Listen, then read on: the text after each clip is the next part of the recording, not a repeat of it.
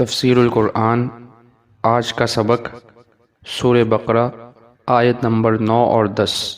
اعوذ باللہ من الشیطان الرجیم، بسم اللہ الرحمن الرحیم۔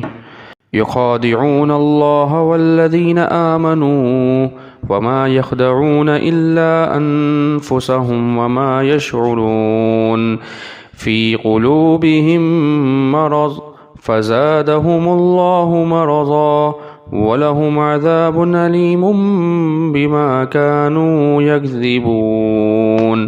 ترجمہ: یخادعون اللہ والذین آمنوا، وہ اللہ کو اور ان لوگوں کو جو واقعی ایمان لا چکے ہیں دھوکہ دیتے ہیں، اور حقیقت تو یہ ہے کہ وہ اپنے سوا کسی اور کو دھوکہ نہیں دے رہے، لیکن انہیں اس بات کا احساس نہیں ہے۔ فی قلوبہم مرض، ان کے دلوں میں روگ ہے، چنانچہ اللہ تعالیٰ نے ان کے روگ میں اور اضافہ کر دیا ہے، اور ان کے لیے دردناک سزا تیار ہے، کیونکہ وہ جھوٹ بولا کرتے تھے۔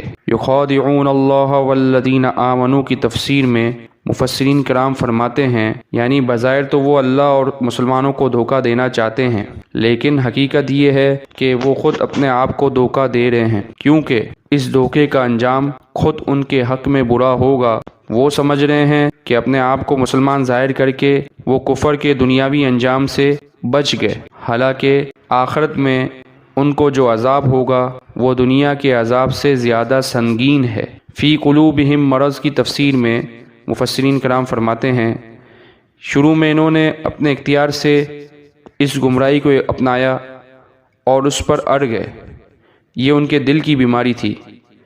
پھر ان کی ضد کے نتیجے میں اللہ تعالیٰ نے ان کی بیماری کو اور بڑھا دیا کہ اب انہیں واقعی ایمان لانے کی توفیق نہیں ہوگی۔ وآخر دعوانا ان الحمد للہ رب العالمین۔